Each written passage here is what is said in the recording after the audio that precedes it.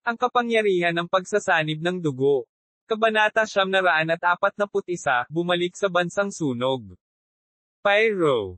Ang Immortal Crane ay humigop ng alak at pagkatapos ay nagsabi, ayon sa aming kasunduan, maaari akong sumang-ayon sa isang kahilingan mo. Isang kahilingan. Sa sandaling iyon, ang kaisipan ni Chinyu ay ganap na naiiba sa dati. Noong panahong iyon, gusto lang ni Chinyu na makakuha ng isang bagay mula sa immortal na crane, ngunit ngayong napakalaki na ng mga natamo ni Chinyu, hindi man lang niya alam kung paano ibuka ang kanyang bibig. Kalimutan mo na ito. Marami rin akong natamo sa panahong ito. Paulit-ulit na winuwagayway ni Chinyu ang kanyang kamay. Tinulyapan ng Immortal Crane si Chinyu at sinabing, wala akong utang na pabor, at hindi ako babalik sa aking salita. Dahil dito, medyo nabahala si Chinyu. Napakamot siya ng ulo at sinabing, paano ito? Itatago ko ang kahilingang ito sa ngayon. Pupunta ako sa iyo kapag kailangan ko ito sa hinaharap. Natigilan sandali ang crane bago ito tumango at sinabing, okay. Pagkatapos, tumalikod si Chinyu at umalis sa lugar. Pagkatapos bumalik sa kanyang tirahan, inayos ni Chinyu ang kanyang mga gamit at sinabing, dapat din tayong pumunta. Pumunta. Pumunta saan? Pulong ng bigot. Sinabi ni Chinyu, matagal na tayong nandito.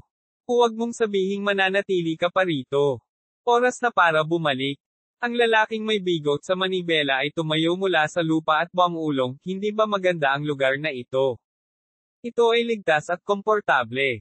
Inilibot ni Chinyu ang kanyang mga mata at sinabing, kung ganoon ay maaari kang manatili. Mag-iwan muna ako. Pagkasabi nito, tumalikod si Chinyu at nagplanong umalis. Ang lalaking may bigot sa manibela ay inilibot ang kanyang mga mata at sinabing, marami kang naipon sa panahong ito. Kung asterisk na sayang ang CKING halos isang buwan. Kahit na sinabi niya iyon, sinundan pa rin ng mustache man si Chinyu palabas ng kwarto. Pagkatapos, dinala ni Chinyu ang mustache man sa harap ng immortal na crane. Plano naming umalis. Itinaas ni Chinyu ang kanyang mga kamay sa immortal na crane. Walang pakialam na sinabi ng immortal na crane, ano ang dapat makaligtaan sa mundong ito. Mas mabuting manatili dito. Napangiti si Chinyu at sinabing, marami pa akong dapat gawin. Nang makita ito, ang immortal na crane ay hindi na nagsalita pa. Ikinumpas niya ang kanyang kamay, at isang malakas na lalaki ang lumapit. Tito Neo, paalisin mo sila, sabi ng immortal na crane. Ang malakas na lalaki na tinawag na Uncle Neo ay agad na ikinulong ang kanyang mga kamay sa Immortal na Crane at sinabi, oo, Lord Immortal Crane.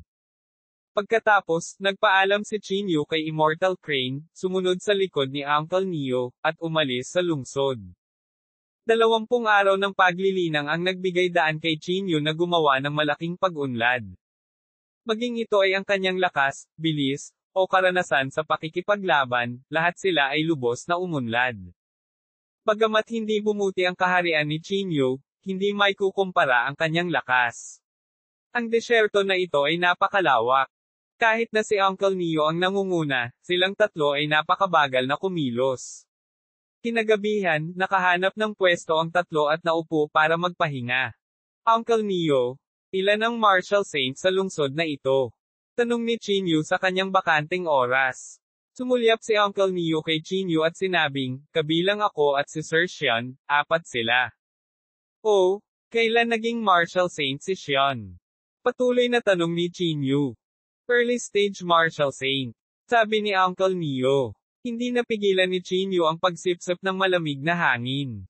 Ang magkaroon ng ganoong lakas sa early stage martial saint ay tunay na nakakatakot. Naramdaman pa ni Chinyu na ang kanyang lakas ay hindi mas mababa kay Jai Xing. Kung gayon, anong edad na siya? Tanong ni Chinyu na parang chatterbox. Sinabi ni Tio Neo, 143 taong gulang. Agad na nanlaki ang mga mata ni Chinyu, at ang bigot sa manibela sa gilid ay sumipsip ng malamig na hangin. 143 taong gulang. Napakabata pa ng Immortal Crane. Ayon sa pagtatansya ng lalaking may bigot, ang Immortal na Crane ay hindi bababa sa 1,000 taong gulang. Ang magkaroon ng gayong lakas sa 143 taong gulang ay talagang nakakatakot, ang bulalas ng bigot. Ang immortal na Crane na ito ay talagang isang henyo. Siyempre, bagamat bata pa si Lord Immortal Crane, ang kanyang talento ay walang kapantay sa mundo, puri ni Uncle Neo. Sa pagbanggit ng Immortal Crane, puno ng pagmamalaki ang mukha ni Uncle Neo. Bahagyang napabuntong hininga si Chinyu, sa katunayan, kahit ang maliit na edad ni Black ay higit sa Immortal na Crane. Bukod dito, ang maliit na itim ay umasa sa transformation pill upang mag-transform sa anyo ng tao. Hindi kayo mga demonyong hayop. Nagtataka ako kung gaano kalakas si Lord Immortal Crane, ungol ni Uncle Neo. Upang umasa sa sarili niyang lakas para labanan ang bloodline suppression na dala ng kapangyarihan ng Divine Dragon, natatakot ako na siya lang ang makakagawa nito sa mundo. Tumango si Chinyu at nagsabi, tunay na kahanga-hanga ang kanyang paghahangad at estado ng pag-iisip. Makalipas ang mahigit 20 araw, si Chinyu at ang Immortal na Crane ay maaaring ituring na nagpahalaga sa isa't isa. Sige, magpahinga ka ng maaga. Kailangan pa nating magmadali sa daan bukas. Tumalikod si Tio Neo at nakatulog. Wala sa mood si Chinyu na matulog. Tinitigan niya ang kalangitan sa gabi at hindi napigil ang umungol sa mahinang boses. Nagtataka ako kung kumusta na siya ngayon, kung napunta na ba siya sa landas ng paglilinang, at sa anong uri ng kaharian siya naroroon. Sige, huwag mo nang isipin pa. May kumpletong bloodline siya ng pamilya yan. Kahit na pumunta siya sa pamilya yan, ituturing pa rin siyang prinsesa. Humikab ang handlebar mustache man. Napabuntong hininga si Chinyu. Ang pananabik kay Yan Ruozo ay imposibleng masugpo. Sa sandaling iyon, sa loob ng mga hangganan ng Pyro Nation. Ang mga aksyon ng Sky Blood Rainbow ay nagiging laganap, at hindi mabilang na mga tao ang nasa bingit ng pagtitiis nito. Gayunpaman, hindi maarok ang lakas ni Tian Zuhong. Walang nang ahas na kumilos ng padalos-dalos. Hanggang sa araw na ito lamang naglabas ng hamon ang mapusok na si Chiang Mang kay Tian Zuhong. Pagkatapos lamang ng mahusay na labanan sa pagitan ng dalawang panig, nalaman nila na si Tian Zuhong ay nasa half-step martial saint stage lamang. Si Chiang Mang ay natalo sa isang galaw. Sa sandaling ito, naiintindihan ng lahat na ang dahilan kung bakit maaaring maging laganap si Tian Zuhong ay dahil sa kanyang White Bone Army. Hanggat naroon ang White Bone Army, walang makakagawa ng kahit ano sa Sky Blood Rainbow. Kasabay nito, parami ng parami ang mga kabataang alagad na lumabas mula sa lihim na kaharian. Tila gusto nilang lahat na makahanap ng pagkakataong maging isang martial saint sa mundong ito. Tuldok. Lumipas ang isa pang araw, at si Chinyu at ang bigot sa manibela ay hindi pa rin nakakalabas sa desyerto na ito. Tito Neo, gaano katagal? Hindi maiwasang magtanong ni Chinyu. Itinuro ni Tio Neo ang unahan at sinabi, higit sa isang araw, makakarating tayo sa mga hangganan ng bansang nasusunog. Phew! Nang marinig ang mga salitang iyon, hindi napigilan ni Chinyu na mapabuntong hininga. Lumipas ang isa pang araw. Ang grupo ng tatlo ay sa wakas ay humakbang sa mga hangganan ng bansa ng apoy. Ipapadala ko kayong lahat dito. Sabi ni Uncle Neo. Magpapaalam pa lang si Chinyu nang biglang hinaila ng bigot sa manibela si Uncle Neo at sinabing, Tito Neo, tingnan mo ang sinasabi mo. Matagal mo na kaming pinaalis, dapat ka naming ipaghain ng pagkain. Bahagyang sumimangot si Uncle Neo at bahagyang ngumuso, hindi ako interesado sa mundo ng mga tao. Huwag mong sabihin iyan. Wala akong utang na pabor sa sinuman. Kahit na ano, kailangan kitang ipaghain ng pagkain. Tinapot ng lalaking bigot ang kanyang dibdib at sinabing. Kumunot ang noo ni Uncle Neo. Mahirap tanggihan ang ganoong kabaitang alok, kaya pumayag siya sa wakas. Hindi napigilan ni Chinyu na hilahin ang bigot sa gilid at bamulong, ano na naman ang balak mo? Ang bigot sa manibela ay nagsabi sa mahinang boses, nag-isip ako na maaaring magkaroon tayo ng sakuna sa susunod na 2 araw, kaya kailangan kong mag-isip ng isang paraan upang maihatid siya sa amin. Sa isang martial saint na nagpoprotekta sa atin, wala tayong dapat ikatakot.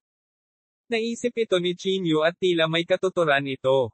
Kung tutuusin, nakapasok na sila sa mga hangganan ng Fire Country, talagang mas ligtas na kunin si Uncle Neo na ay escort sila sa Pyro. Kabanata 942, sumama sa kanila si Tito Neo. Ikaw little brat, marami ka talagang panlilinlang. Hindi napigilan ni Chinyo ang pag-ungol. Ang tawag dyan ay pagiging matalino, ano ang alam mo? Ang bigot sa manibela ay umikot ang kanyang mga mata at sinabing. Kaya naman, isinuot ni Chinyo ang kanyang sombrero at dinala si Uncle Neo sa mga hangganan ng bansang sunog. Saan tayo susunod? Tanong ng bigot sa manibela. Naisip ito ni Chinyo at sinabing, sa Jade Moon Villa, mayroon akong lihim na kaharian doon.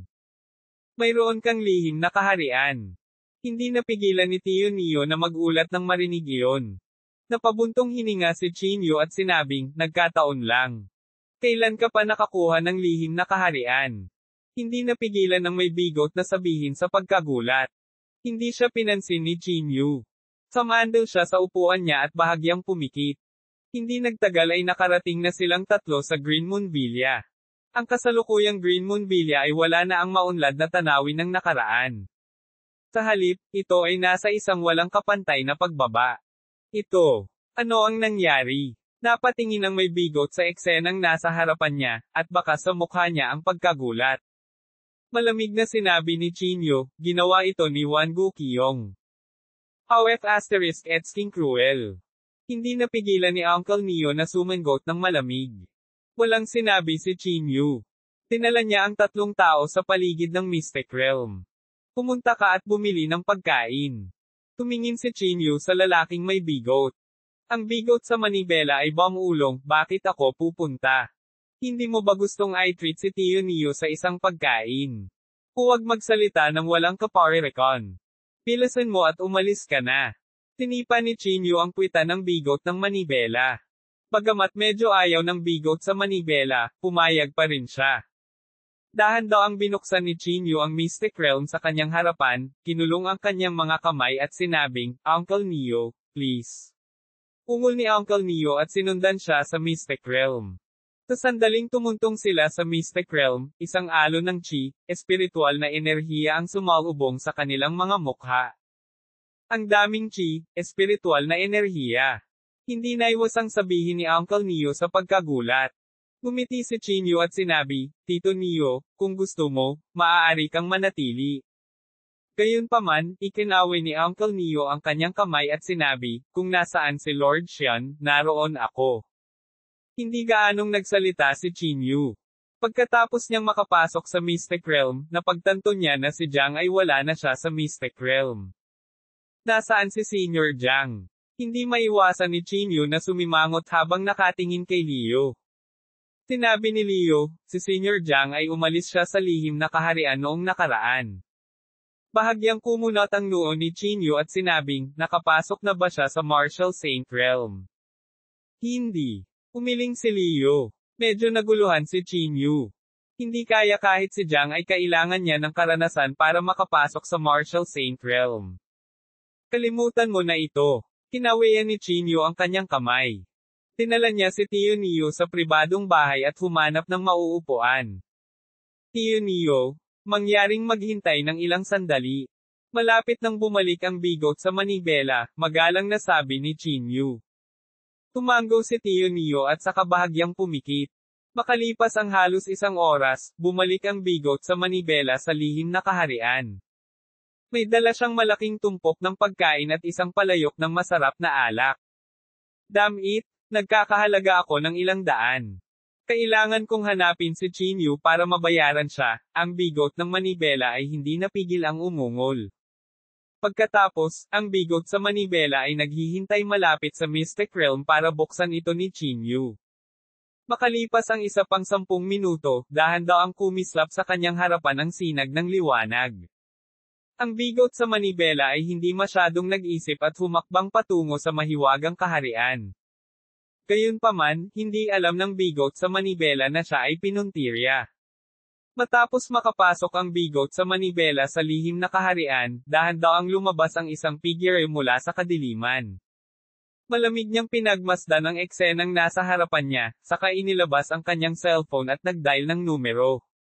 Young Master 1, gaya ng inaasahan mo, ang batang iyon ay tunay na kamag-anak ni Chinyu, sabi niya sa malalim na boses. Sa kabilang dulo, tumikim si Wan Guqiong, paano ito? Nahanap mo na ba si Chinyu? Si Chinyu ay maaaring nagtatago sa isang lihim na kaharian. Ang lihim na kaharian na iyon ay nasa Green Moon Villa. Dumating din si Master Do upang mag-imbestiga. Pinaikit ni Wan Guqiong ang kanyang mga mata at nginisyan, sige, manatili ka doon at mag-ingat. Pupunta ako doon.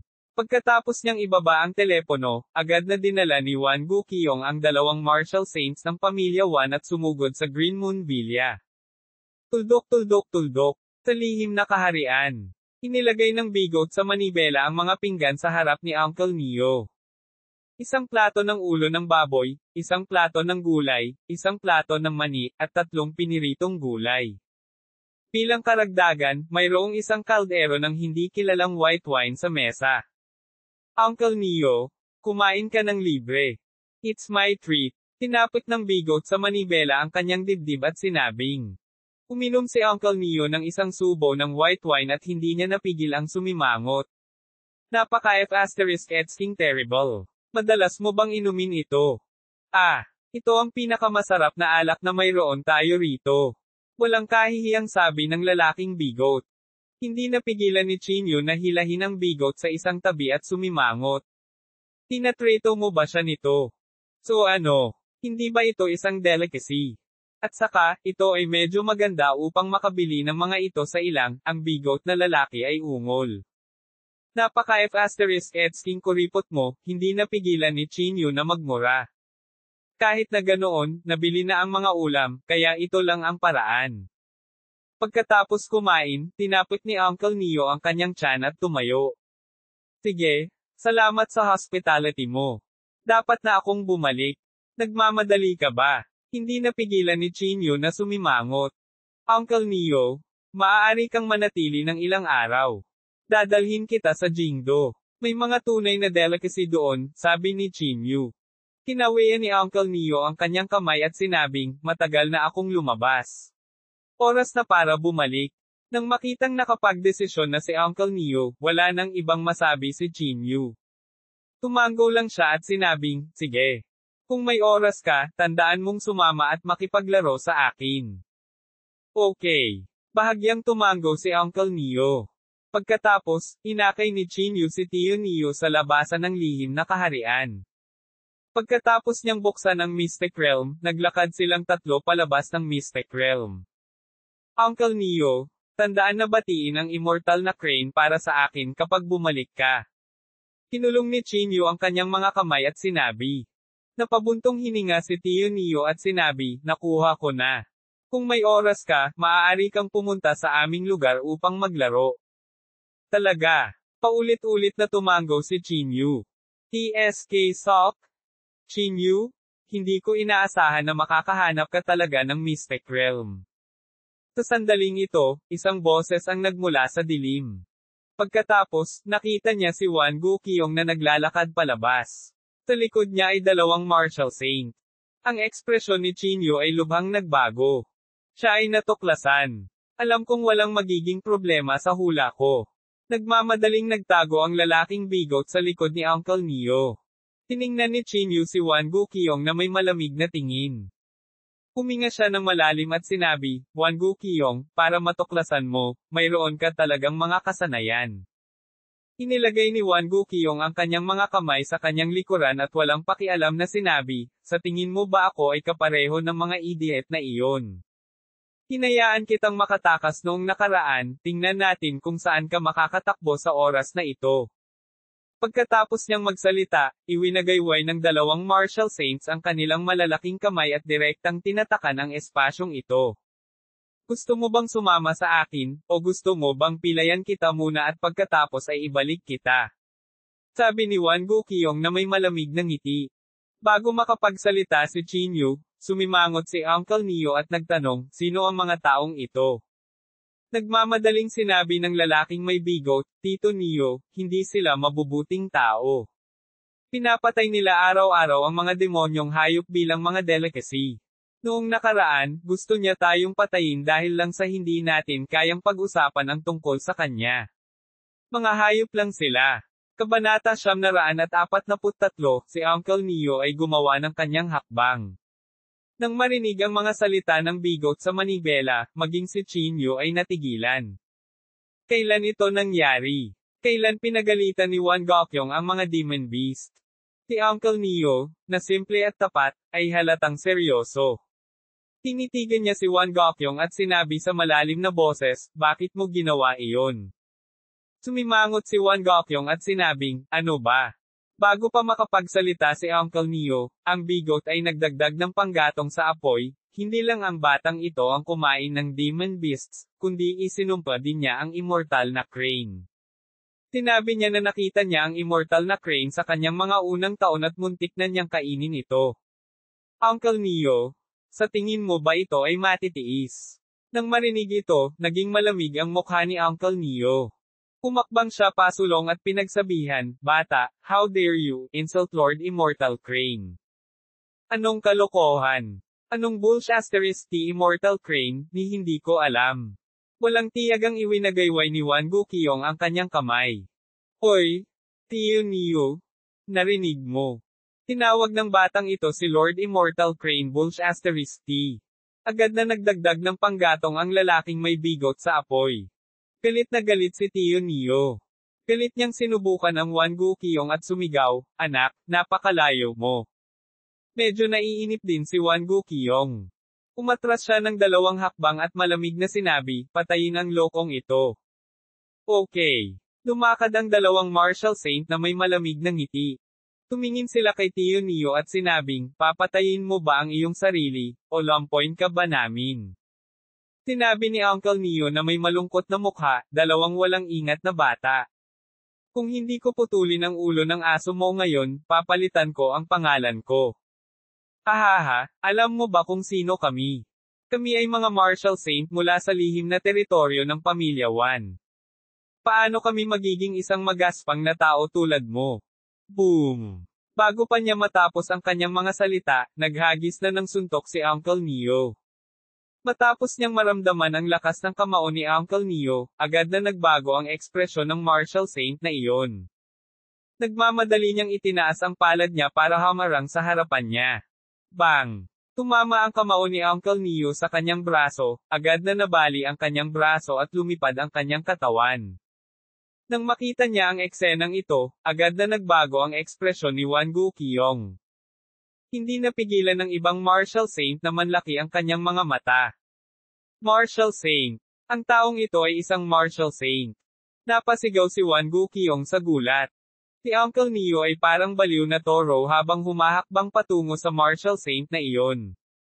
Ang martial saint na iyon ay hindi nang ahas na maging pabaya. Mabilis siyang bumangon mula sa lupa at gumawa ng spell gamit ang kanyang mga kamay sa pagtatangkang pigilan. Gayunpaman, bago pa niya makumplito ang kanyang spell, sinampal na siya ni Uncle Neo. Ang mukha ng martial saint na iyon ay agad na napuno ng dugo at ang kanyang mga buto ay nabasag. Hindi tumigil doon si Tio Neo. Pinuhat niya ng isang kamay ang martial saint na ito at inilabas ang kanyang pana mula kaliwat kanan na parang may hawak na sisiw. Sa sandaling ito, ang bentahe ng katawan ng demonic beast ay ganap na ipinakita. Sa hindi kalayuan, ang ekspresyon ni Wan Gokyong ay lubhang nagbago. Palihim niyang sinabi na hindi maganda ang mga bagay at nagmamadaling tumingin sa martial saint sa tabi niya. Umalis, takpan mo ako at umatras. Sabi ni Wan Gokyong sa mahinang boses. Oo. Matagal nang may intensyon ang martial saint na iyon. Nang marinig niya ang mga salitang ito, agad siyang tumalikod at tumakbo palayo kasama si Wan Gokyong. Bata, huminto ka at huwag kang tumakbo. Nagmamadaling sigaw ng may bigot. Tito Neo, mabilis na habulin siya. Tumakas na ang batang iyon. Gayunpaman, sa sandaling ito, si Uncle Neo ay nasa galit. Paano niya maaalala si Wan Gokyong? Hinawakan niya ang ulo ng martial saint na iyon at iniyuko ito sa kaliwat kanan. Tapos, pilit niyang pinutol ang ulo niya. Tichinyo at ang bigot na lalaki ay lihim na natuwa habang sila ay nanunood. Ang nakakalungkot lang ay tumakas si Wan Guqiyong. Sa sandaling ito, ang primordial spirit ng martial saint na iyon ay lumutang palabas mula sa kanyang katawan.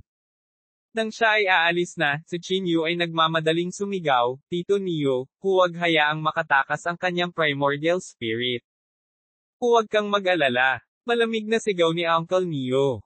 Pagkatapos, sa isang kaway ng kanyang kamay, nakuha niya ang kanyang primordial spirit.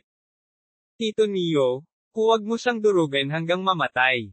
Tuwang-tuwa na tumakbo si Chinyu at nakangiting sinabi, "Tito Neo, sa tingin mo ba maibibigay mo sa akin ang primordial spirit na ito?" Kumunat ang noo ni Tio Neo at sinabing, "Para saan mo ito gusto?" Sinabi ni Chinyu na may nakakahiyang ngiti, ang kakanyahan ng kaluluwa ng isang martial saint ay isang mahusay na gamot na pampalakas. Ito ay may magandang gamit para sa aking paglilinang. Casual na itinapon ni Uncle Neo ang essence soul kay Chinyu at sinabing, "Mag-ayos ka." Nagmamadaling tiningnan ni Chinyu ang bigot sa manibela at hiniling sa kanya na kumuha ng isang espiritual na artifact. Pagkatapos, pinalamanan niya ang essence soul dito. "Talagang hindi ko inaasahan na magkakaroon ng hindi inaasahang mga tagumpay," sabi ni Chinyu na may kasiyahan. Si Uncle Neo, na nakatayo sa gilid, ay wala ng pagnanais na manatili. Kahit anong pilit ni Chinyu at ng bigot na lalaki na hikayatin siyang manatili, umalis pa rin si Uncle Neo sa mystic realm na ito nang hindi lumilingon. Pagkaalis niya, hindi napigilan ni Chinyu ang bahagyang buntong hininga. Buntong hininga, nakakagulo. "Natatakot akong hindi mapangalagaan ang mystic realm na ito," bulong ni Chinyu. Huminto ang lalaking bigot at nagsabi, "Kapag nalaman ni Wan Guqiyong ang tungkol sa lihim na kaharian na ito, tiyak na ikakalat niya ang balita. Mukhang kailangan nating maghanap ng bagong tagwan." Sabi ni Chinyu sa mahinang boses.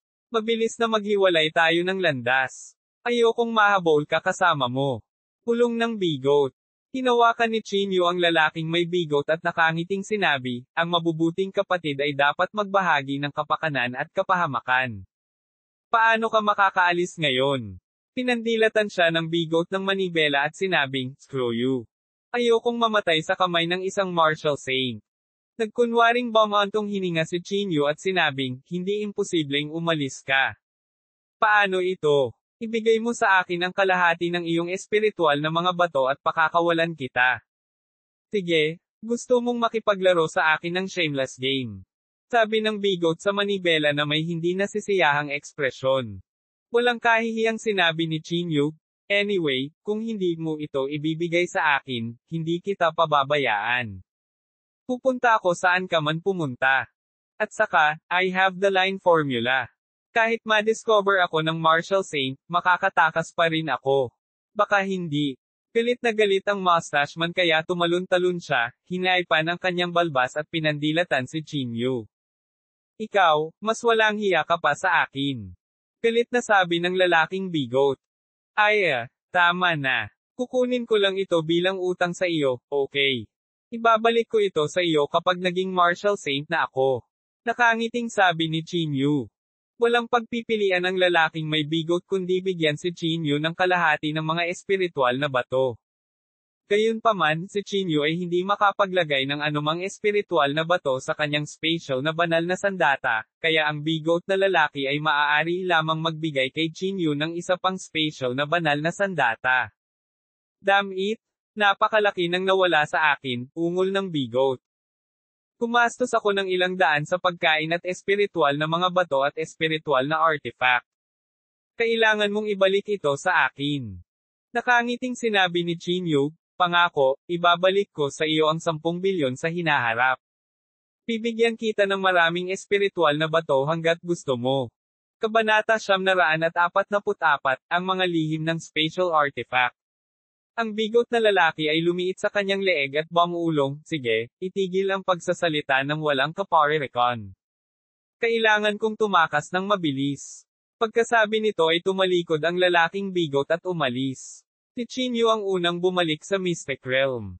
Sinabi niya kay Leo ang balita at hiniling na umalis siya pansamantala. Matapos gawin ang lahat ng ito, isinaalang-alang ni Chinyu ang kanyang susunod na hakbang. Matagal siyang nakaupo malapit sa Secret Realm. Pagkatapos mag-isip tungkol dito, nagpa siyang maglakbay sa pavilion ng Heavenly Secrets pansamantala upang malaman ang tungkol sa mga lihim ng special na banal na artifact. Kaya, isinuot ni Chinyu ang kanyang sombrero at tumayo para sumugod sa Jingdo. Hanggang sa Jingdo, dumiretso si Chinyu sa pavilion ng Heavenly Secrets. Lahat sa pavilion ng makalangit na mga lihim ay gaya ng dati. Direktang dumaan si Chinyu sa bulwagan at sumugod sa bilya sa likod ng pavilion ng Heavenly Secrets. Sa bilya, nakaupo si Luoyang sa sofa at umiinom ng tsaa. Nang pumasok si Chinyu, hindi maiwasan ni Luoyang ang manginig sa takot. Chinyu. Lumunok ng laway si Luoyang at nagtanong. Inalis ni Chinyu ang kanyang sombrero at inihagis ito sa gilid, sinabing, "Nasaan ang iyong ama?" Sinabi ni Luoyang, "Nasa refining room ang aking ama.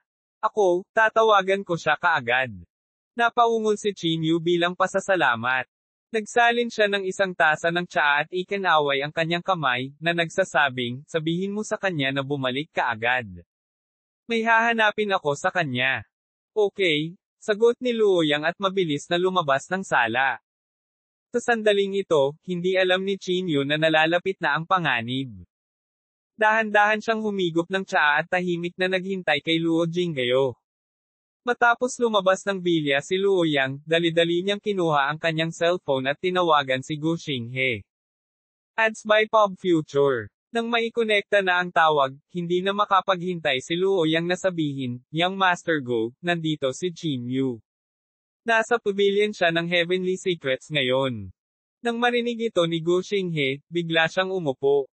"Sigurado ka?" Malamig na sabi ni Gu Xinghe.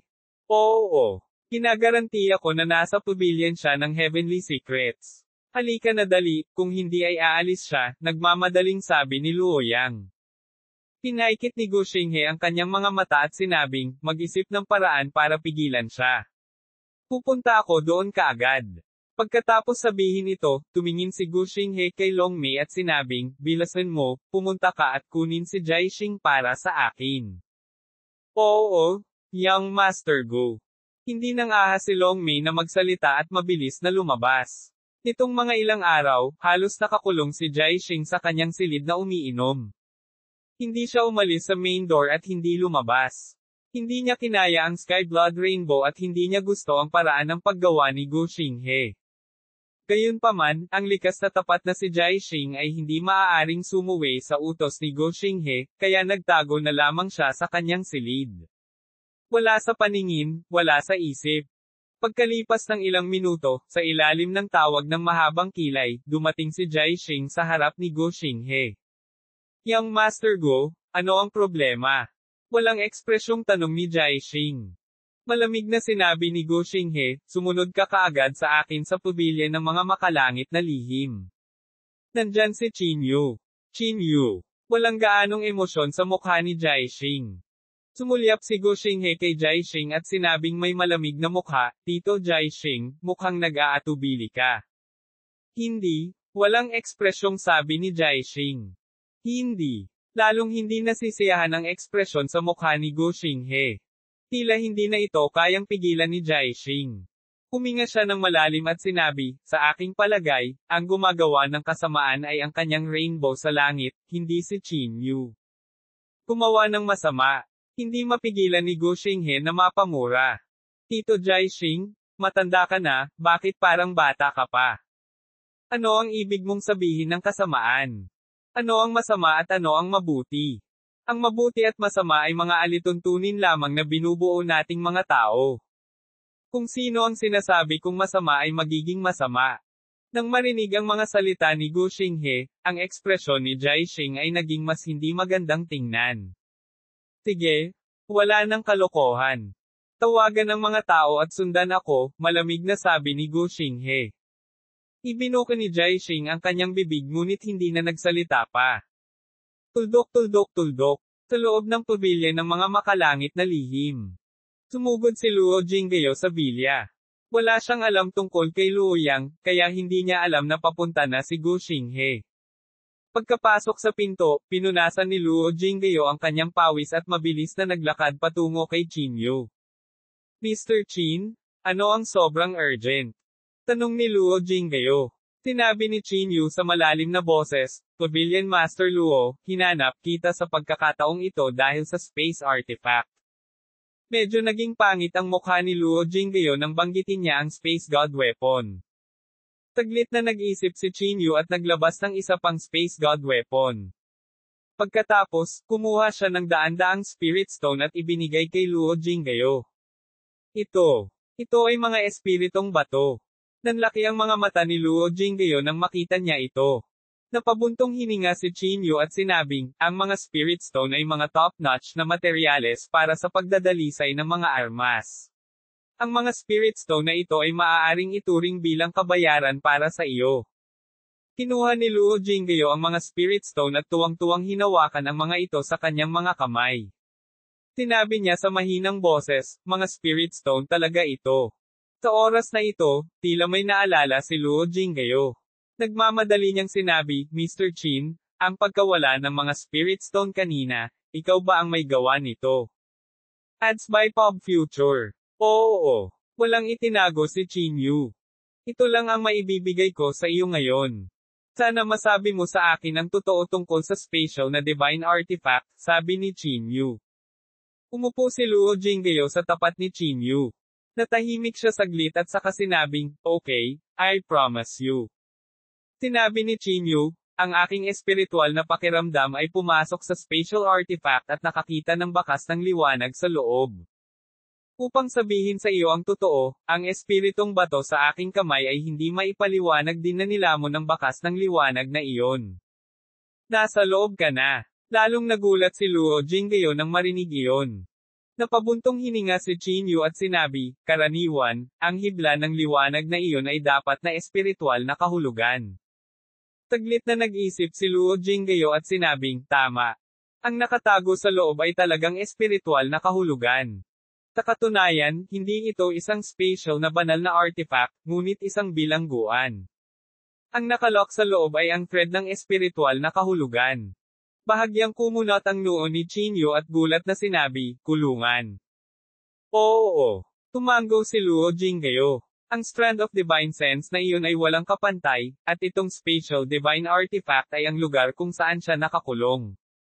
Saglit na nag-isip si Chinyu at sinabi, kung gayon, paano pakakawalan ang strand ng Divine Sense na ito? Mapait na ngumiti si Luo Jingyo at sinabing, hindi mo dapat itanong sa akin iyan. Baka mas mabuting ikaw na mismo ang magtanong sa kanya. Ngunit kailangan kong ipaalala sa iyo na dahil ito ay isang nakalok na banal na kahulugan, tiyak na hindi ito isang mabait na tao. Walang nakakaalam kung ano ang mangyayari pagkatapos na ito ay ilabas. Mukhang naintindihan ni Chinyu. Ang hibla ng espiritual na kahulugan na ito ay maaaring katulad ng bahaghari ng dugo sa langit, na nakakulong sa spatial na banal na artifact na iyon. Saan mo nakuha ang bagay na ito? Tanong ni Chinyu. Sinabi ni Luo Jingyo, nakuha ko ito nang nagkataon at pinalitan ito ng isang magic artifact. Tumango si Chinyu at sinabing, kaya hindi mo alam ang pinagmulan nito. Oo. Tumango si Luo Jingyo at sinabi.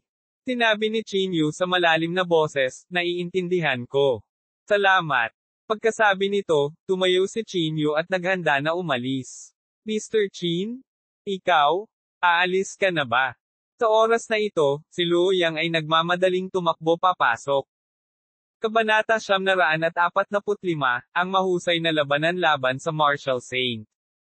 Tinulyapan siya ni Chinyu at sinabing, ano pa kaya iyon? Bahagyang kinakabahan ang mukha ni Luo Yang.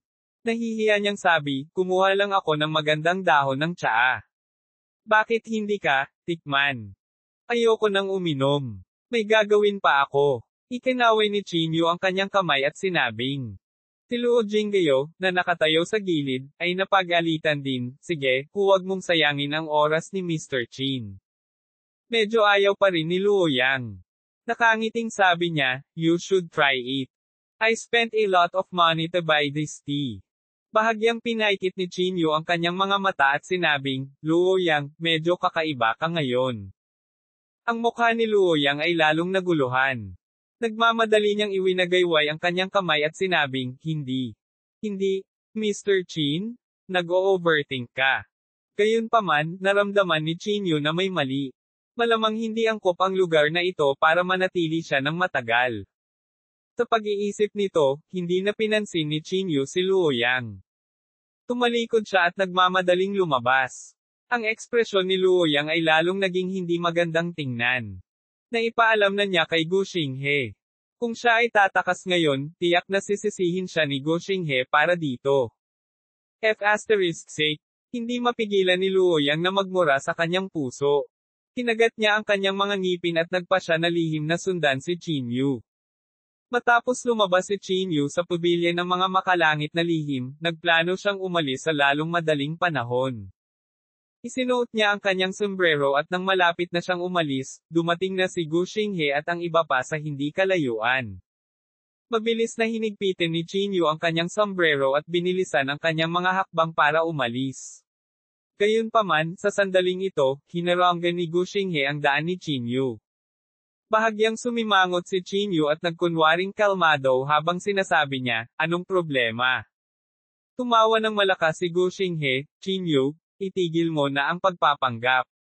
Sa tingin mo ba hindi kita makikilala dahil lang sa nakasombrero ka? Bago niya matapos ang kanyang mga salita, ang martial saint sa likod ni Gu Xinghe ay mabilis na iniabot ang kanyang kamay at tinatakan ang espasyong ito. Ang ekspresyon ni Qinyu ay lubhang nagbago. Huminga siya ng malalim at sinabing, hindi ko alam kung ano ang sinasabi mo. Oh, gusto mo pa bang magpanggap? Ngumisi si Gu Xinghe. Ang magic artifact sa ulo mo ay tinatawag na Thousand Faces, right? Nang makita ito, mas naging malamig ang mukha ni Qinyu. Malinaw, imposibleng makawala dito ngayon. Sa makatuwid, simpleng tinanggal ni Qinyu ang kanyang sombrero at malamig na tumingin kay Gu Xinghe. Qinyu? Matagal na kitang hinahanap, malamig na sabi ni Gu Xinghe. Malamig na sinabi ni Qinyu, sinabi sa iyo ni Luoyang, hindi ba? Hehe, ano ang kinalaman nito sa iyo? Gumuso si Gu Xinghe. Hindi ka makakatakas ngayon. Kahit na ang hari sa langit ay hindi ka mailigtas. Alam ni Qinyu na hindi maganda ang takbo. Nakahinga lang siya ng malalim at napangisi. Speaking of which, gusto ko talagang makipaglaban sa martial saint at makita kung gaano siya kalakas. Oh, hahaha. Hindi napigilan ni Gu Xinghe na mapatawa nang marinig niya ito. Isa ka lang half-step martial saint. Gusto mo bang pumatay ng martial saint? Ngumisi si Qinyu, not necessarily. Pagkatapos ng panahong ito ng pagsasanay kasama ang immortal na crane, bagamat hindi bumuti ang kaharian ni Qinyu, ang kanyang lakas at bilis ay tumaas ng husto. Sa tulong ng formula ng battle word, si Qinyu ay hindi matatalo ng husto kahit na humarap siya sa isang martial saint. Tumingin si Qinyu sa tatlong tao sa likod niya at malamig na sinabi, hindi na kailangang magsalita ng walang kaparerekon.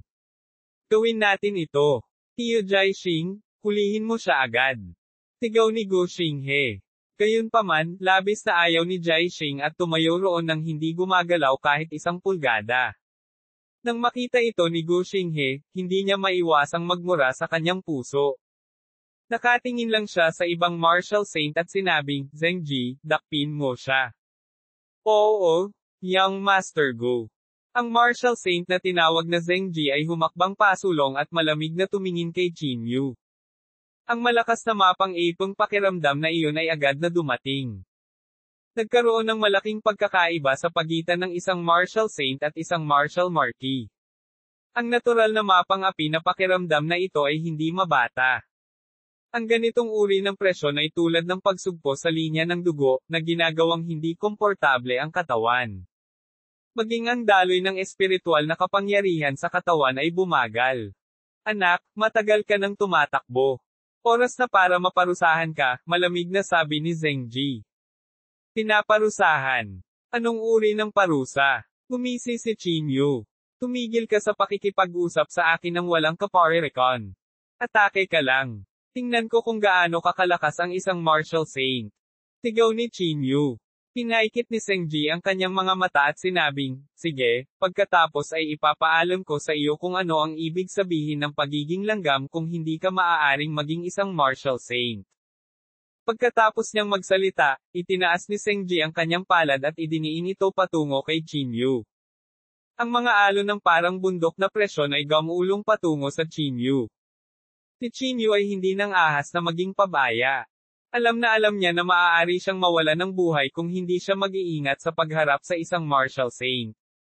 Sa makatuwid, agad na pinakawalan ni Qinyu ang kapangyarihan ng Divine Dragon, at lahat ng uri ng spell ay agad na sumabog. Ang mga sinag ng gininto ang liwanag ay kumalat sa buong katawan ni Qinyu, at napuno pa ng malakas na kapangyarihan ang buong katawan ni Qinyu.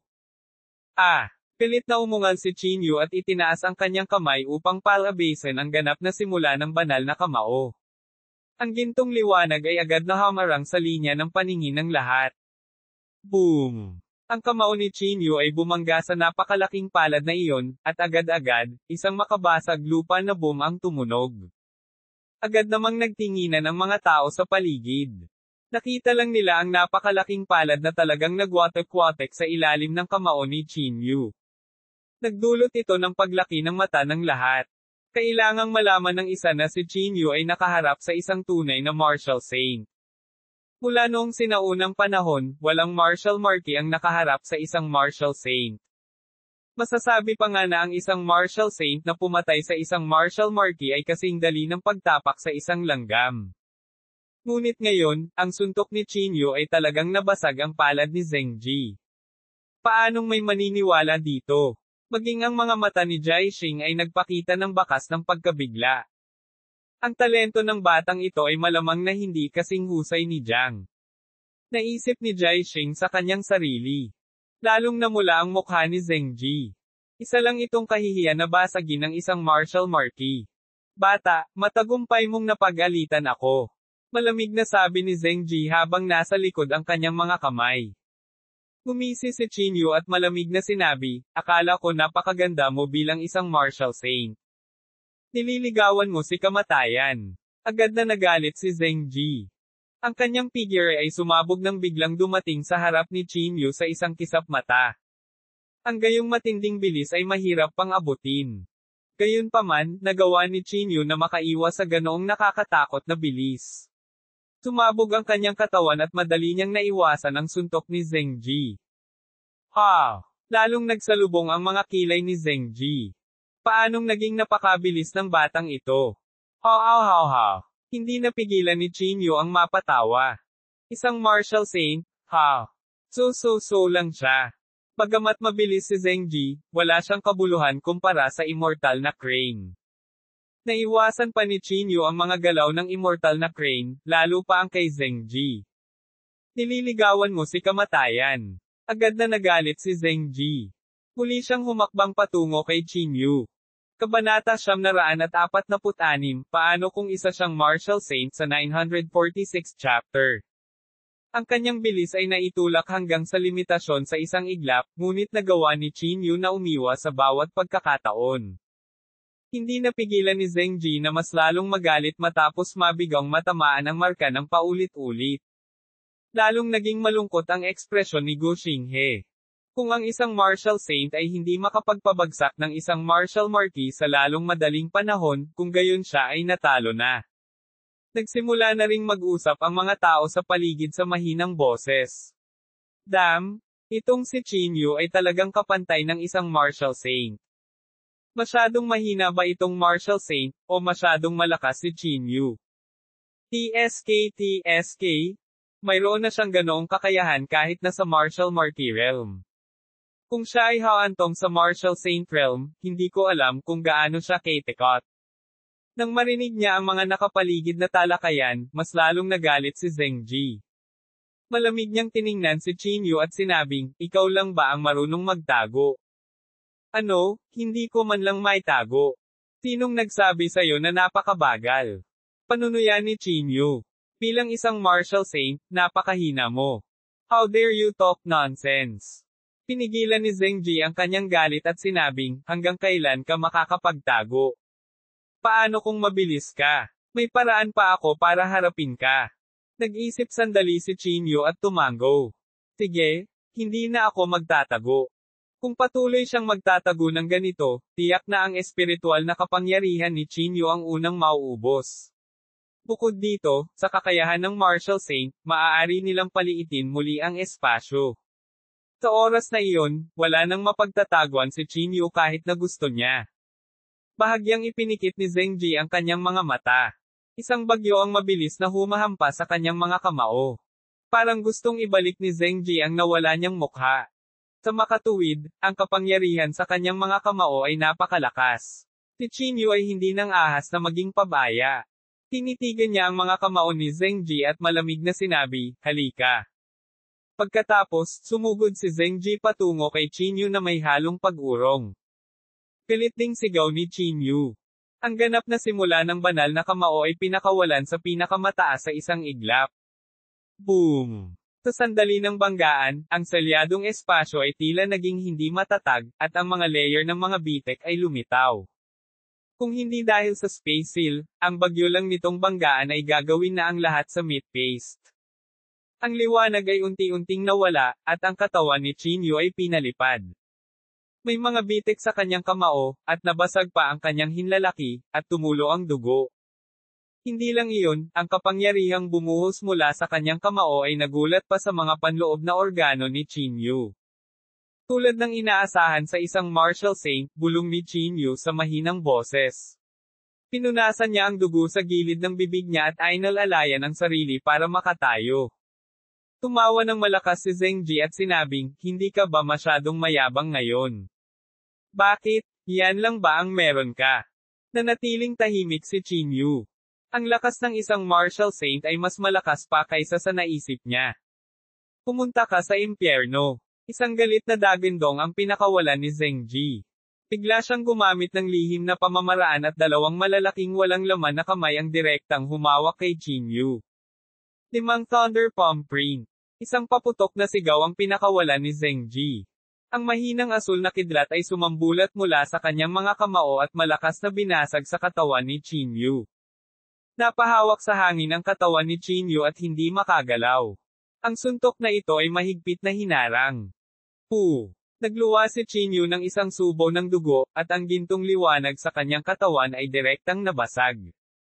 Ano, iyon na lang ba ang mayroon ka? Gumisi si Zhengji. Sinubukan ni Chinyu na kumawala, ngunit nalaman niyang hindi na siya makakalaya. F***, hindi mapigilan ni Chinyu na magmura sa kanyang puso. Kung magpapatuloy ito, baka mabugbog talaga siya hanggang mamatay. Mukhang kailangan ko pang gamitin ang Dusheractor, naisip ni Chinyu sa sarili. Pagkasabi niyon, bahagyang pinaikit niya ang kanyang mga mata at ginamit ang Dusheractor sa isang iglap. Isang malaking Dusheractor ang lumutang sa harap ni Chinyu. Ang lakas ni Chinyu ay agad na tumaas ng 10 beses. Sa isang sulyap, makikita pa nga ang mga alon ng enerhiyang bagyo sa paligid ng katawan ni Chinyu. Boom! Habang nanginginig ang katawan ni Chinyu, diretsyong nabasag ang dalawang malalaking kamay. 9 Secret Fighting Formula. Bahagyang sumimangot si Gu Xinghe. Mukhang naipasa ni Jiang ang siyam na lihim na formula sa pakikipaglaban sa batang ito, bulong ni Jai Xing sa mahinang boses. Gayunpaman, hindi ito sineseryoso ni Zhengji. Gumisi siya at sinabi, sa harap ng ganap na lakas, ang anumang spell ay ***T. Pagkatapos niyang magsalita, gumawa siya ng malalaking hakbang at sumugod patungo kay Chinyu. Ang kanyang pares ng bakal na kamao ay direktang nakatutok sa mukha ni Chinyu. Sa pagkakataong ito, hindi umiwas si Chinyu. Siya ay umasa sa fighting word formula upang labanan si Zhengji gamit ang kanyang pisikal na katawan. Saglit, may tuloy-tuloy na umuusbong na tunog na parang kulog. Sa isang kisap mata, 12-dosenang suntok ang napalitan ng magkabilang panig. Gayunpaman, hindi pa rin nagawang ibagsak ni Zhengji si Chinyu. Bagamat mas malala ang mga pinsala ni Chinyu, ang pakikipaglaban sa isang martial saint sa martial marty realm ay isang bagay na dapat ipagmalaki. Tulad ng inaasahan sa isang martial saint. Hindi napigilan ni Chinyu ang mahinang pag-ungol habang umuurong siya ng ilang hakbang habang nagpapalitan ng suntok. Hindi mapigilan ni Zheng Ji na sampain, "Anak, isa ka ba talagang half-step martial saint realm cultivator?" Ngumisi si Qin Yu. "Ano, nakaranas ka na ba ng suntok?" F***CQ. Pagmumura ni Zheng Ji. Si Gu Xinghe, na nasa tabi niya, ay sumigaw, "Zheng Ji, ano pa ang hinihintay mo? Bilisan mo at tapusin ang laban na ito." Sumulyap si Zheng Ji kay Gu Xinghe at tumango, "Naiintindihan ko." Habang nagsasalita siya, nagbago ang panloob na chi sa katawan ni Zheng Ji. Para bang lahat ng kapangyarihan niya ay natipon sa isang tiyak na punto. Halatang-halata na gumagamit siya ng isang uri ng pamamaraan ng trump card.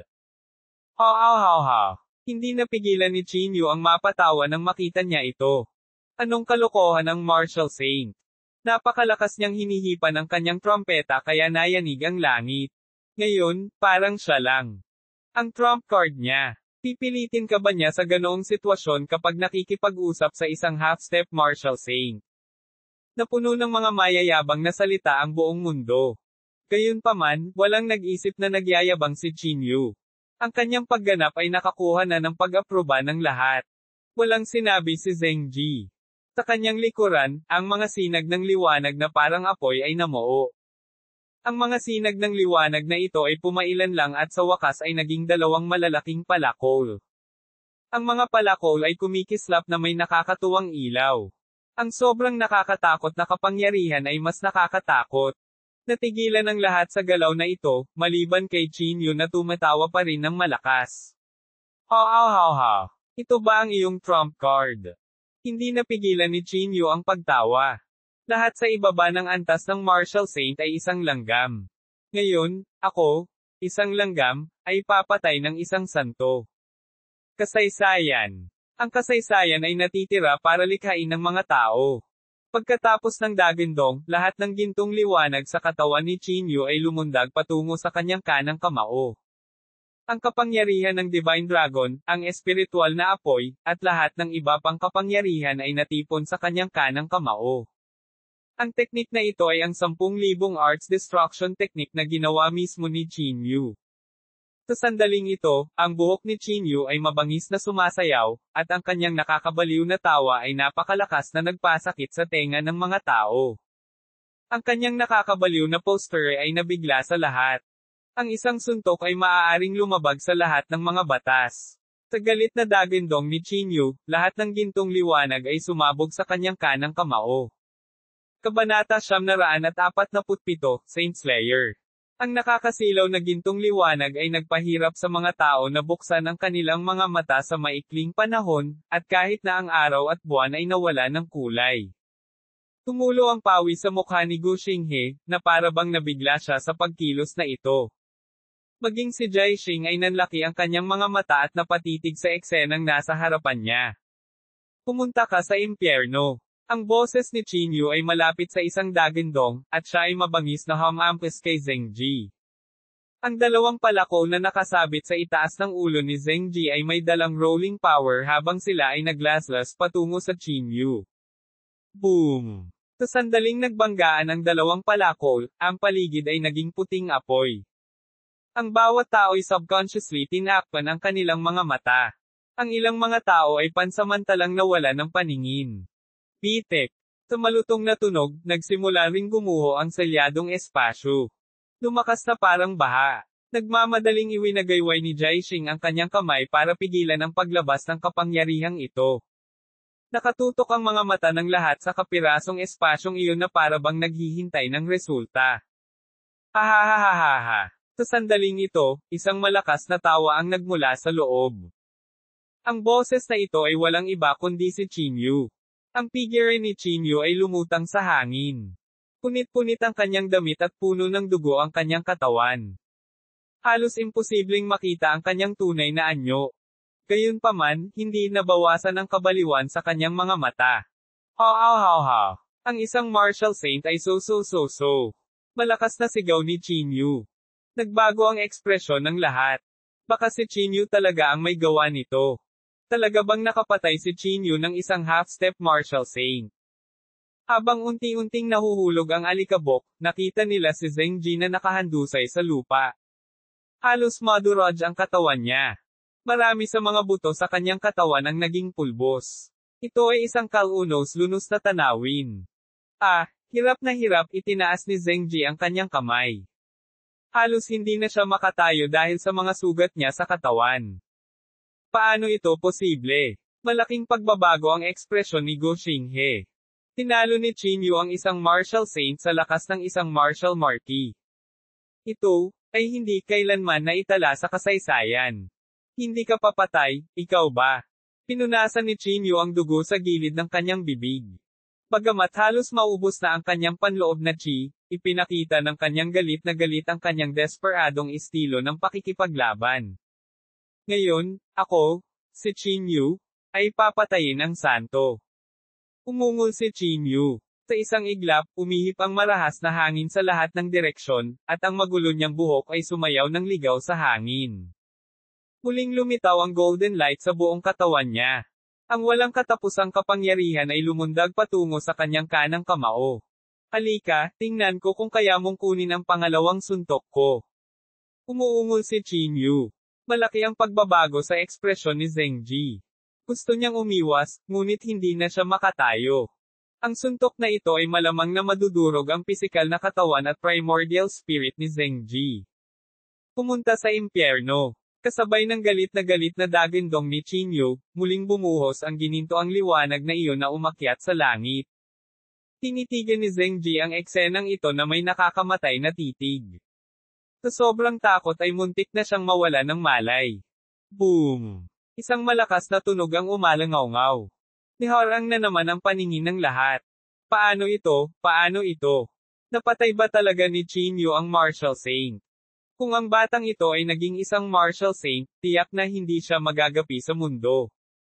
Sinasabi ng lahat na ang martial marquis at ang martial saint ay isang hindi malulutas na bangin, ngunit paulit-ulit na nilikha ni Qin Yu ang kasaysayan. Habang nag-uusap ang lahat, unti-unting tumira ang alikabok. Nakita nila ang isang taong nakatayo sa harap ni Zhengji. Itinaas niya ang kanyang mga kamay at hinarang ang suntok ni Qin Yu. Ang taong ito ay walang iba kundi si Jiaxing. Tumingin si Jiaxing sa direksyon ni Qin Yu, ngunit walang ekspresyon ang makikita sa kanyang mukha. Si Qin Yu, na naghagis ng dalawang suntok, ay tuluyan ng nawala ng lakas. Nanginginig niyang tiningnan si Jiaxing at nakangiting sinabi, sayang, naligtas siya. Walang sinabi si Jiaxing. Tahimik lang siyang tumingin kay Qin Yu. Umindayog ang katawan ni Qin Yu. Hindi na siya makatagal. Bumagsak siya mula sa langit at dinurog ang lupa. Bilasan, dali-dali siyang mahuli. Nag-aalalang sabi ni Gu Xinghe. Tumango si Jiaxing. Pumunta siya sa gilid ni Qin Yu at hinawakan siya sa kamay. Hehe. Gumisi si Qin Yu, na nagpapakita ng isang subo ng mapuputing ngipin. Tinitigan niya si Gu Xinghe at sinabing may malupit na ngiti, Gu Xinghe, mag-ingat ka. Hindi alam kung ang titig ni Qin Yu ang sobrang nakakatakot o ang kanyang pagganap ang nagparamdam kay Gu Xinghe. Sa madaling salita, hindi sinasadyang ibinaling ni Gu Xinghe ang kanyang mukha sa gilid at medyo gulat na sinabi, bilasan mo at ilayo mo siya. Ang iilan sa kanila ay hindi na nagsalita pa. Hinawakan ng ibang martial saint si Zhengji at tumalikod para umalis. Mga ad ng Pop Future. Bagamat nakaalis na si Gu Xinghe, ang mga tao sa paligid ay hindi maiwasang magsimulang mag-usap. Kung hindi dahil kay Jiaxing, ang martial saint na iyon ay talagang namatay sa kamay ni Qin Yu. Nakakatakot, masyadong nakakatakot. Talagang may nakakatakot na binata sa mundong ito. Isang Saint Slayer. Ang ganoong gawa ay sapat na upang maitala sa mga talaan ng kasaysayan. Sa pasukan ng pavilion ng mga makalangit na lihim, ang mukha ni Luo Jinggayo ay puno rin ng pagkabigla. Alam niyang napakalakas ni Qin Yu, ngunit hindi niya inaasahan na magiging ganito siya kalakas. Natalo niya ang isang martial saint sa half-step martial saint stage at muntik na niyang kitilin ang kanyang buhay. Mahusay. Sa wakas ay nahuli na namin siya. Nakahinga ng maluwag si Luo Yang, na nasa gilid. Sumulyap si Luo Jinggayo kay Luo Yang at malamig na sinabi, ikaw ang nagpaalam kay Gu Xinghe. Tama, sabi ni Luo Yang na may bahagyang mapang-asar na ekspresyon. Ibinuko ni Luo Jingyo ang kanyang bibig at hindi napigil ang mapabuntong hininga sa huli.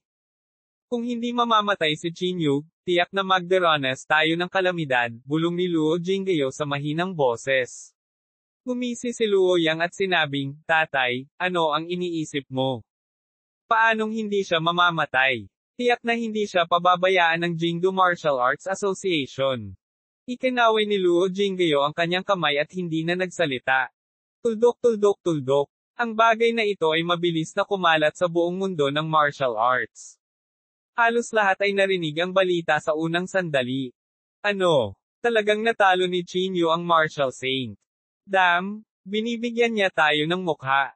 Hinampis ni Zhuang Teng ang mesa at excited na sinabi.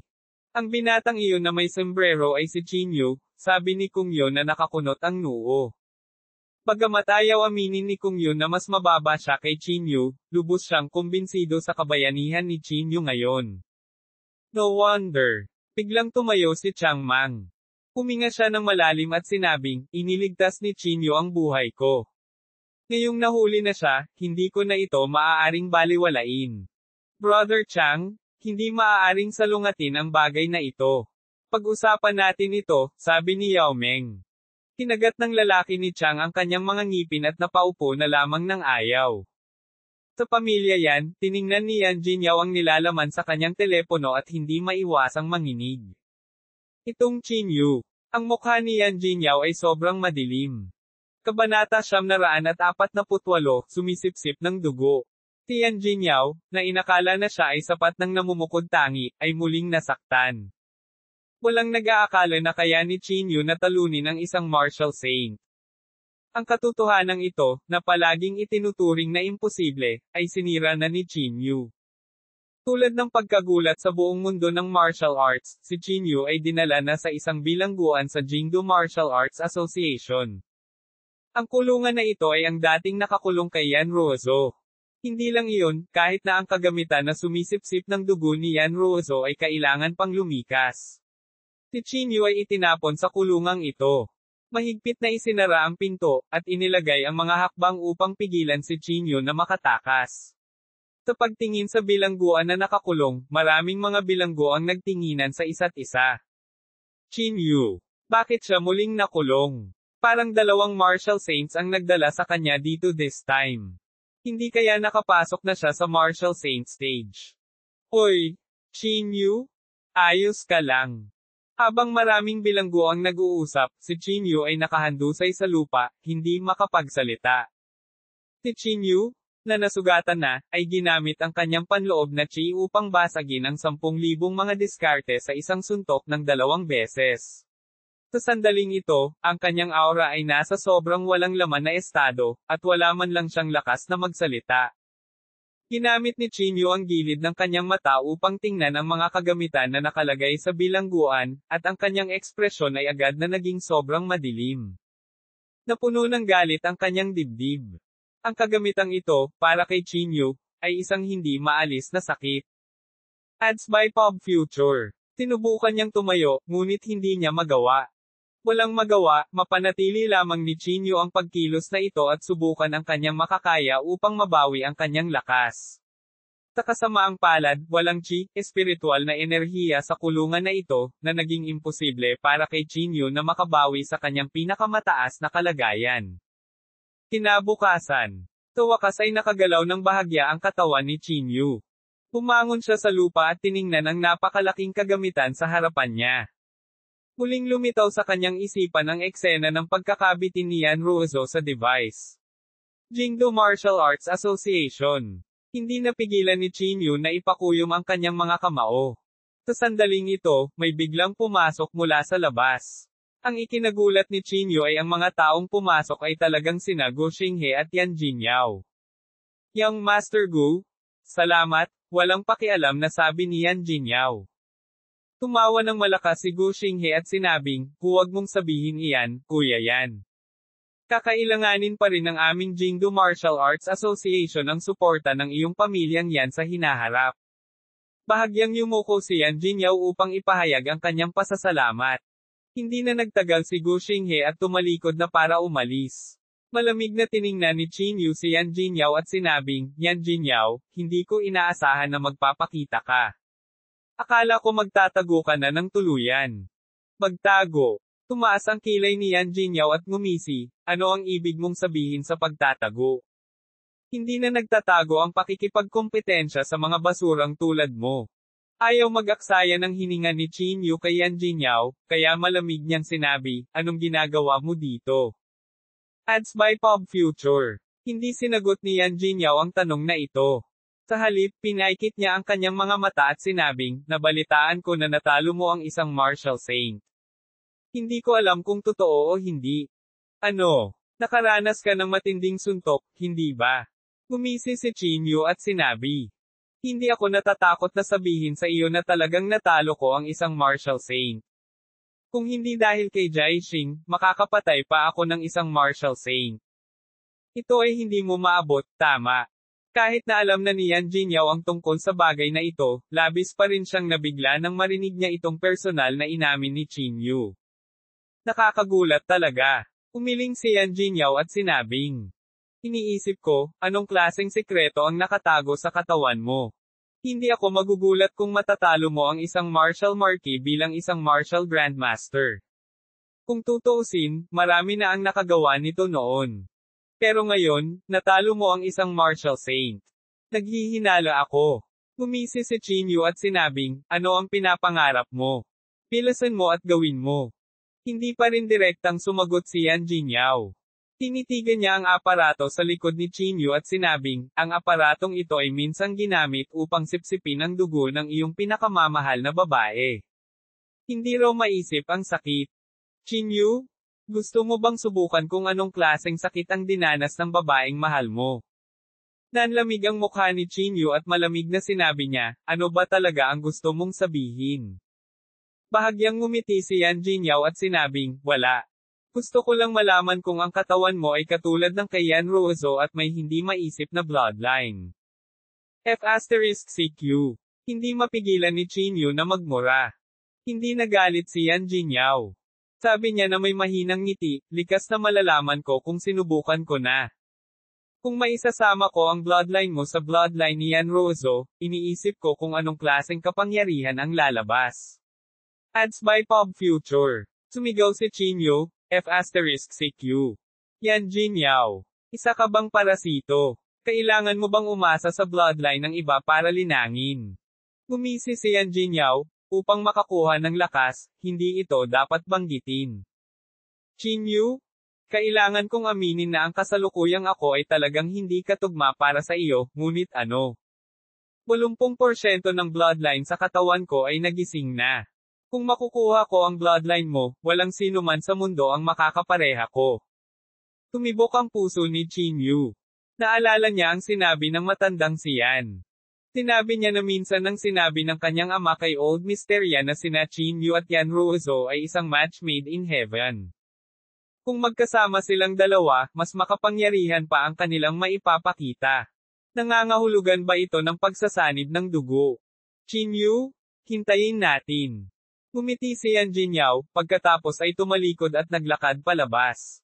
Ang hula ni Yan Jingyao ay may napakataas na posibilidad. Ang dahilan kung bakit unang inaresto ng Jingdu Martial Arts Association si Yan Ruozo ay hindi dahil sa bloodline sa kanyang katawan. Ito ay para pigilan sina Qin Yu at Yan Ruozo na magsama, o makisali sa dual cultivation. Dahil iyon ay magdadala ng malaking pagtaas sa lakas ni Qin Yu. Ngunit hindi nila inaasahan na ang bloodline sa katawan ni Yan Ruozo ay mas malakas pa. Ito rin ang naging dahilan upang baguhin ng Jingdu Martial Arts Association ang kanilang target. Gayunpaman, hindi inakala ng Jingdu Martial Arts Association na ang dalawang bloodline na ito ay maaaring magsanib at ma-inject sa katawan ng ibang tao. Tuldok. Sa opisina ni Gu Xinghe, ipinahayag ni Yan Jingyao ang kanyang intensyon. Ibig mong sabihin, para ma-absorb ang bloodline ni Qin Yu. Bahagyang sumimangot si Gu Xinghe. Mahinang sinabi ni Yan Jingyao, 80% ng bloodline sa aking katawan ay nagising. Handa akong maging paksa ng eksperimentong ito. Natahimik sandali si Gu Xinghe, pagkatapos ay tumango siya at sinabing, okay, pangako ko sa iyo. Salamat, Young Master Gu. Bahagyang yumuko si Yan Jinyaw at sinabi. Kabanata 949, nakararanas ng parehong sakit. Kasunod nito, sinimulan ni Gu Xinghe ang kanyang paghahanda. Tinala niya ang may katuturang staff ng Jingdu Martial Arts Association sa bilangguan kung saan nakakulong si Qin Yu. Nang makita ang mga taong ito, agad na nagkaroon ng masamang premonition si Qin Yu. Anong gusto mong gawin? Malamig na sabi ni Qin Yu. Itinuro ni Gu Xinghe ang kagamitan gamit ang kanyang baba at nginisyan, gagamitin kita para gumawa ng isang eksperimento. Ito lang ang mungkahi ni Yan Jinyaw, tama ba? Hindi napigilan ni Qin Yu ang pagngangalit ng kanyang mga ngipin. Walang pakialam na sinabi ni Gu Xinghe, tama, ngunit kailangan mong pasalamatan si Yan Jinyaw. Sa ganitong paraan, maliligtas ang iyong buhay. With that, dahan-daang bumukas ang pinto.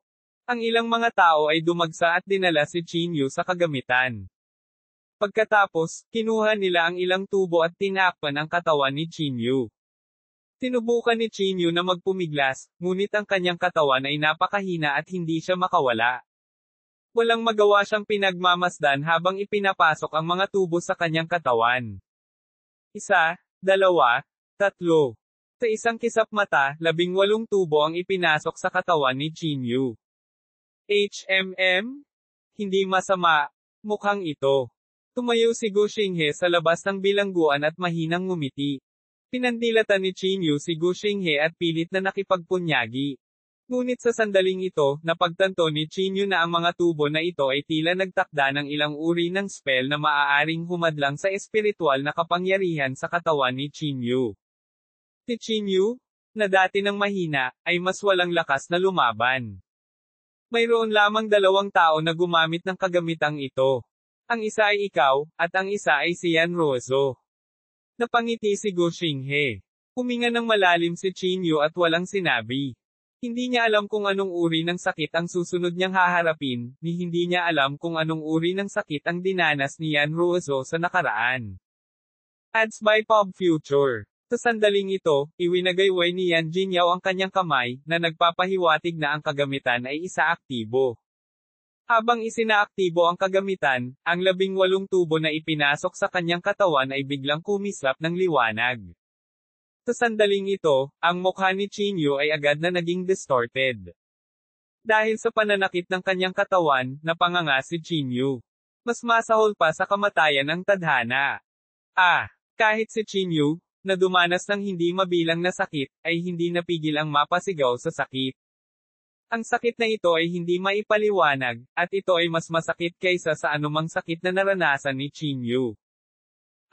Dahil sa sakit, nanginginig ang buong katawan ni Qin Yu. Kaya, tiniis ni Ruozo ang ganitong uri ng pagpapahirap, bulong ni Qin Yu sa mahinang boses, at ang kanyang puso ay lalong nagalit. Kakasimula pa lang niya, at hindi na niya kinaya, habang si Yan Ruozo ay nasa kagamitang ito sa loob ng 1 taon. Jingdo Martial Arts Association. Papatayin ko kayong lahat. Nanlaki ang mga eyeballs ni Qin Yu, at ang mga ugat sa kanyang noo ay lumabas. Hindi alam kung dahil ba sa sakit o galit. Hindi nagtagal, nahimete si Qin Yu sa sakit.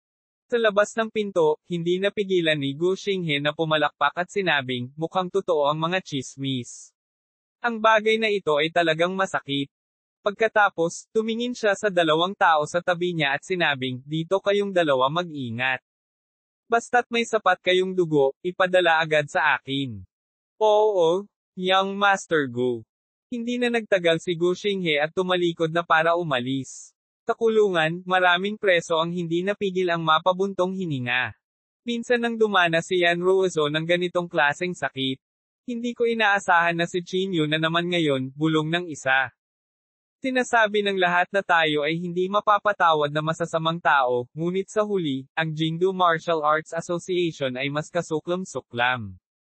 Ads by Pop Future. Puntong hininga, hanggang ngayon, wala ni isang taong lumaban sa kanila ang may magandang wakas. Tuldok. Pagkatapos ng hindi malamang tagal, sa wakas ay nagising si Qin Yu. Gayunpaman, ang matinding sakit na kakagising pa lang niya ay naging dahilan ng muntik nang mawala ng ulirat si Qin Yu. Ang ganitong uri ng sakit ay talagang lumampas sa mga limitasyon ng kung ano ang maaaring tiisin ng mga tao. Gayunpaman, para kay Chinyu, ang sakit sa kanyang katawan ay mas mababa kaysa sa sakit sa kanyang puso. Hindi niya maisip kung paano ito tiniis ni Yan Ruozo noon. Isang batang babae na ipinanganak sa isang mayamang pamilya ang kinailangang magtiis ng gayong sakit sa loob ng isang taon. Sa pag-iisip nito, ang katawan ni Chinyu ay hindi maiwasang manginig ng bahagya. Ruozo, mahinang ungol ni Chinyu. Ang sakit sa kanyang puso ay naging dahilan upang pansamantalang makalimutan ni Chinyu ang sakit sa kanyang katawan. Umaagos pa rin ang dugo sa kanyang katawan, at hindi niya alam kung saan ito nagpunta. Alam lang ni Chinyu na ang kanyang katawan ay nanghihina at nanghihina. Tuldok, sa isang no man's land sa hilagang kanluran. Ang lugar na ito ay orihinal na patag, ngunit ngayon ay isang sekta na ang naitatag. Ang nakatayo sa pintuan ng sekta ay hindi mga tao, ngunit 2 puting buto. Hindi sapat, malayo sa sapat. Sa loob ng sekta, biglang binuksan ni Tian Zuehong ang kanyang mga mata. Dahan-dahan siyang tumayo at sinabi sa malamig na boses, ayon sa pag-unlad na ito, magtatagal bago ako makabawi sa aking pinakamabuting kalagayan. Ang mukha ni Tian Zuehong ay sobrang malungkot, ngunit may bakas ng kasamaan na naghalo dito. Ads by Pop Future. Naghahanda siya ng plano. Isang planong lumunin ang lahat ng martial artist. Gusto kong gawing Ozerfield ang mundo. Sabi ni Tian Zuehong na may singkit na mga mata. Kapag natapos na ang aking forma sayon, lahat ng martial artist ay magiging aking pagkain. Ngunit bago iyon, kailangan pang gawin ni Tian Zuehong ang isa pang bagay. Sa kanyang kasalukuyang estado, natural na napakahirap para sa kanya na mag-set up ng ganoong forma sayon. Kaya, gusto niyang gamitin ang JINGDU Martial Arts Association para madagdagan ang kanyang lakas. Tuldok. Sa loob ng Jingdu Martial Arts Association. Si Tian Zuehong at Gu Xinghe ay nakaupo sa tapat ng isa't isa. Ano ang problema? Tanong ni Gu Xinghe. Kumatok si Tian Zuehong sa mesa at sinabing, may kailangan talaga ako ng tulong mo. Ano ito? Medyo hindi nasisiyahan si Gu Xinghe. Mula nang ang minahan ng Spirit Stone ay kinuha ni Tian Zuehong, lalo pang hindi nasisiyahan si Gu Xinghe kay Tian Zuehong. Bahagyang ngumiti si Tian Zuehong at sinabing, narinig ko na ang Jingdu Martial Arts Association ay may hawak na maraming bilanggo, tama ba? Bahagyang sumimangot si Gu Xinghe at nagtanong sa malalim na boses, ano ang ibig mong sabihin? Walang pakialam na sinabi ni Tian Zuehong, sayang ang paghawak sa kanila. Bakit hindi mo sila ibigay sa akin? Kapaki-pakinabang sila sa akin. Nanaginip ka ba? Agad na nagalit si Gu Xinghe. Ibigay ang mga bilanggo sa kanya. Kung gayon, saan pupunta ang mukha ng Jingdu Martial Arts Association?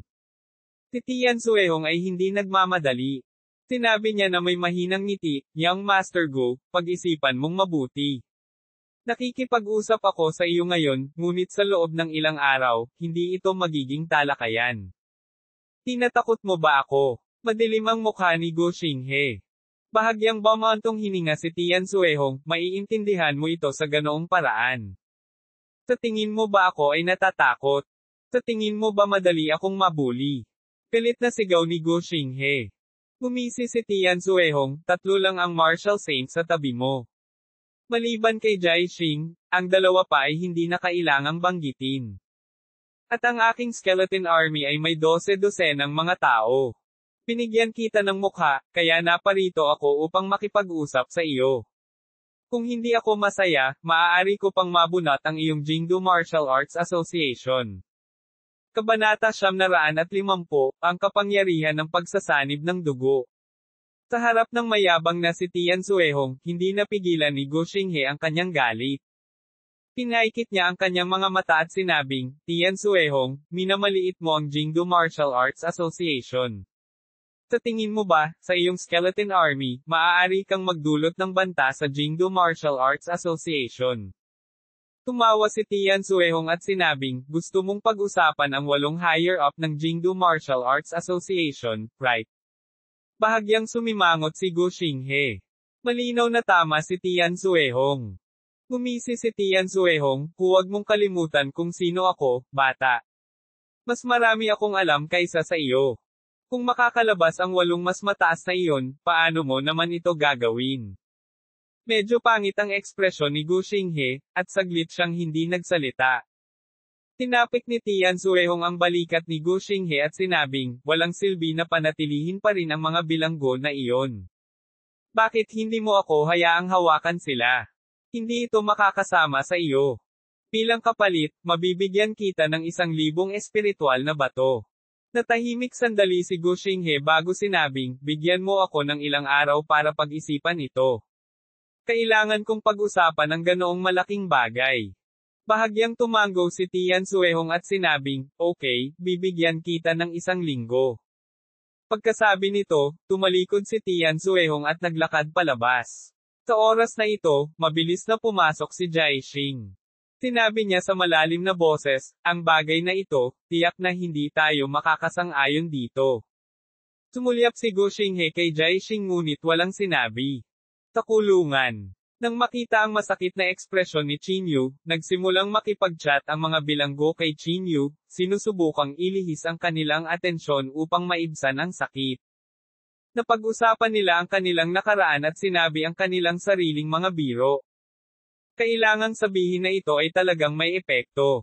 Nahihirapang itinaas ni Qin Yu ang kanyang ulo at nakangiting sinabi, salamat, lahat.